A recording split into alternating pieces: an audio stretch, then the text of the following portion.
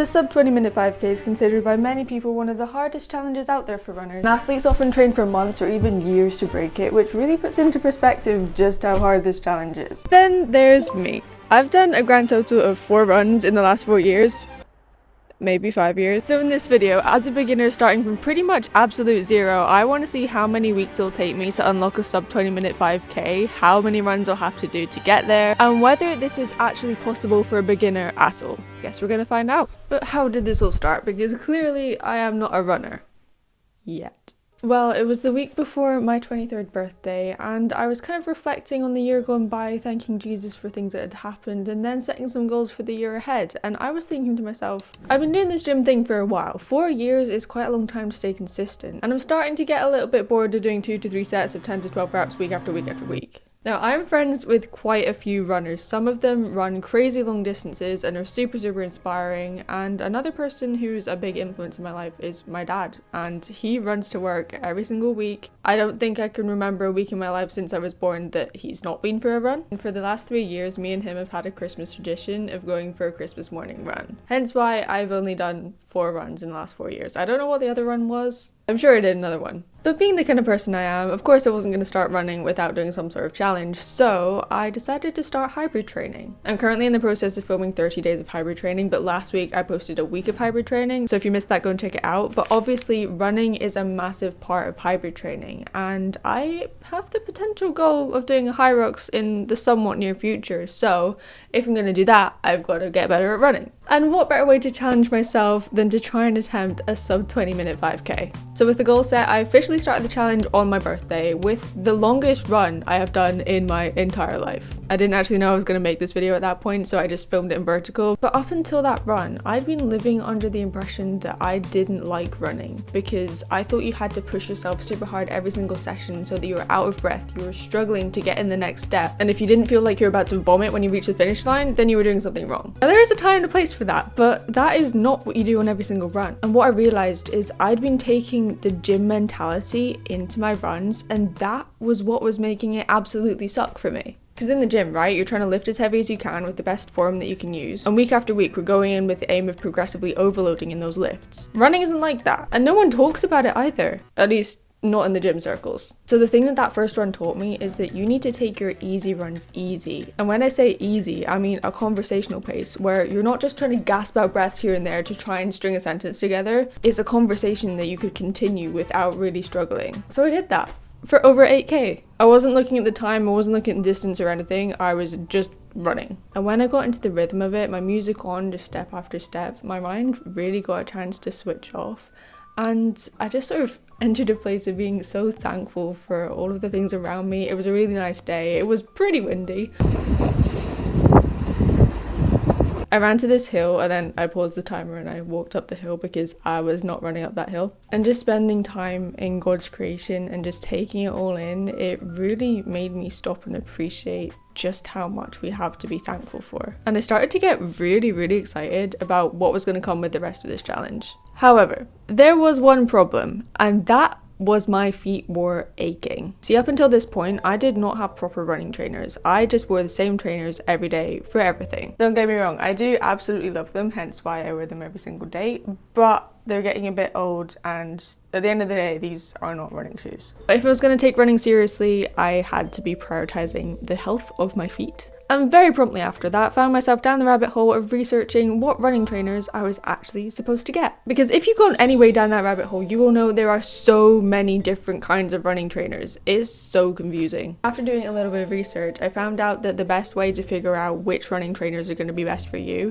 is to have this thing done called a gait analysis. Essentially, it's where you go to a little shop, or I don't know, other places do it, but you go to a little shop and they will analyze your running form, and then they'll suggest which shoes are going to fit you best depending on your needs. So I signed myself up and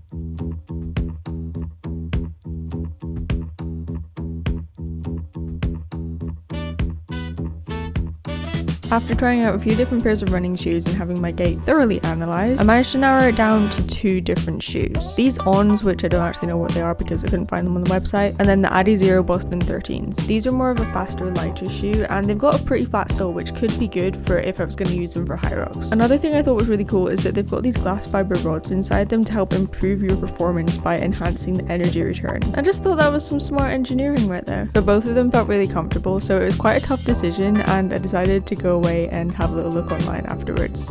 Now there is a little caveat to this challenge, because what I didn't tell you at the start of the video is that every 30 days I'm going to be increasing the number of runs I do each week. So for the first 30 days I'll be doing 1 run per week, the next 30 days it'll be 2 runs, and so on. As someone who's just getting into running, this could really test my capacity and my ability to recover, especially since I'm still lifting 4 times a week and doing strength training in the gym. Hopefully I'll hit a sub 20-minute 5k before I have to end up programming in a run every single day, but we'll see. And obviously a massive part of recovery is nutrition. So what should you actually eat before and after your runs? Pre and post workout nutrition is a little bit different for runs than it is for the gym, because with the gym there's a lot of focus around protein, but before your runs we want to focus on carbs for that energy. So things like a bagel, banana, honey. You can add a little bit of salt in there for some electrolytes too. We want to keep it pretty low fat and low fiber, and lower on the protein as well, so your body can digest it faster. However, timing does matter quite a lot, so if you're having a bigger meal, aim to have that around 3 to 4 hours before running, or if you're having a smaller meal, then around 90 minutes is great. If you're like me and you're usually running in the morning and you just need something to grab and go, this is where we want to go for fast digesting carbs and quick sugars, so something like a banana with honey, or even cereal bars and protein bars and things like that. And one thing to make sure you avoid eating before runs is anything that's super spicy or greasy, because your stomach will thank you. After a run is where your recovery starts, so we want to aim for a 3 to 1 ratio of carbs to protein to help refuel and repair your muscle. So you could go for something simple like a smoothie, or chocolate milk is one of the best things to have after a run. You could get that in as soon as you're back from your run, and then a bit later on follow it up with some carbs, protein, fats and fiber. So things like granola with yogurt, some peanut butter and fruit, or as a super quick snack as soon as I get in, I've been loving dates and peanut butter. Little sprinkle of salt on there. It is so good. Also, please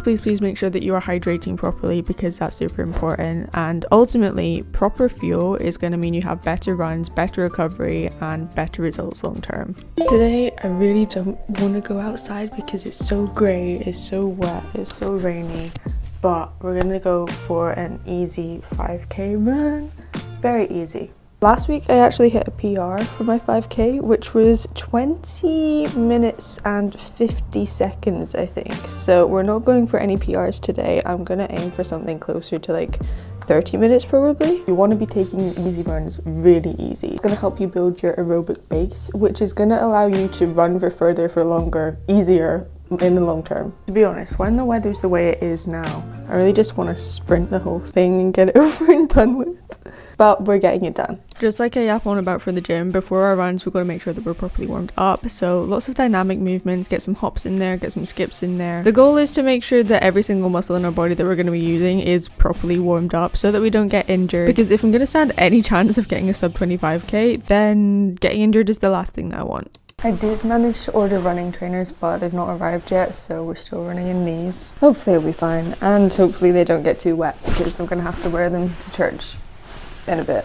The main goal for my first few runs is really to ease myself in and focus on building that aerobic base. So taking the runs easy, build the habit of going for a run consistently, whatever the weather, and showing up even on days where I don't feel like it. A big part of running is really just getting the miles in, and a big mistake I see people make so often on their fitness journey, whether that's the gym, whether that's running, is just diving in and trying to do way too much all at once straight away. So focusing on the small steps and building things up over time is really the key that I'm going for. And then obviously, because the main goal is to hit the sub 20-minute 5k, I'm going to be testing that every 4 weeks, aka next week. My run times and pacing so far have actually been a lot better than I expected, so maybe there's a tiny chance we might get a sub 20-minute 5k on week 4. That would be insane. But there's still a week to go before then, and the weather could really make or break how I perform as well, so I'm not 100% confident by any means. We are back. That run was actually really good. Like, I know it was windy and raining and wet the whole time. Like, I had to dry my headphones off as soon as I got in the door, but I really enjoyed it, and I was taking it so easy. Like, I wasn't looking at the time through the whole run, and I've got back and it said 23 minutes for just over 5k, so definitely time to shower off now though and get ready for church. I was feeling really optimistic after that run, but then one of the things that I had been dreading happened. I was gonna try for a sub 20 minute 5k tomorrow, but the weather is not looking good and it's just so sad because I was so excited to go and do it, but if it's going to be windy and rainy, then chances are I'm really not going to perform well.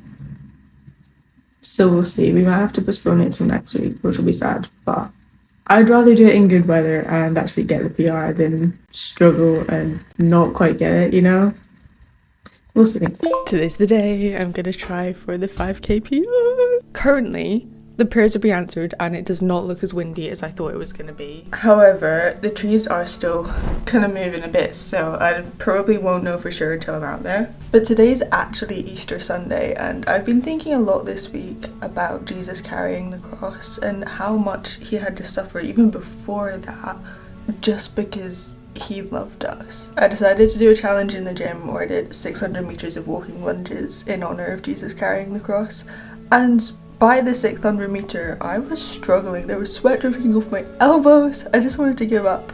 And thinking about how Jesus carried so much more than that for us. He carried the weight of our sin to death on a cross. It's just so crazy that he chose to take our place. And now we've got life forever with him because of what he did for us. So that's the motivation that's going to be powering me through this run today. I'm going for a bit of a more dynamic hairstyle than I did last time because when I use my flower clips, I love them so much, but sometimes my hair can just kind of fall out a bit just with all the movement and running. But doing braids like this has not failed me yet. I'm going to do the other side and fuel up because we got to fuel up, we got to warm up.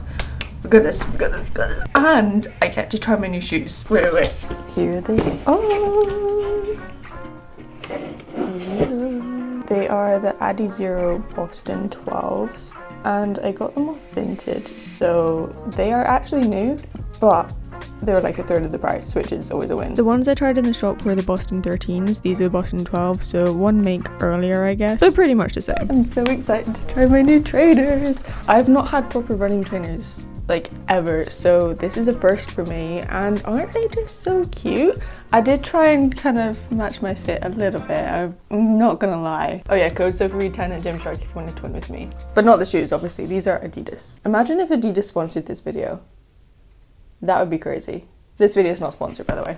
Okay, let's go. This was it. It was finally time for my first sub 25k PR attempt, and I was very nervous. Like, I went to the bathroom about 4 times because I was just kind of nervous for all of it.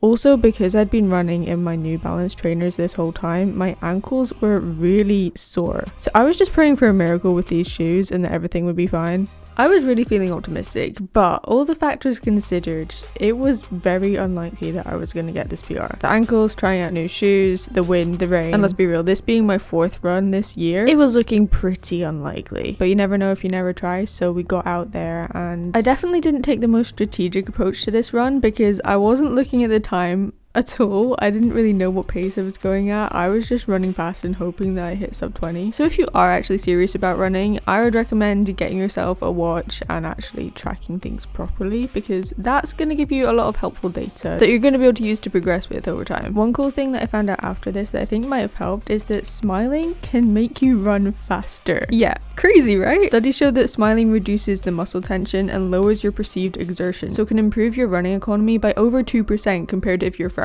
I think that works in my favor because I'm naturally a very smiley person, and honestly when I'm running it just reminds me of how blessed we are to be able to move our bodies, so I can't help but smile.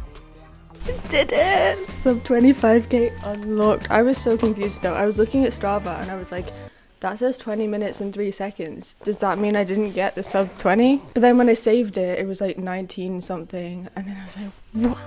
That was a hard run though.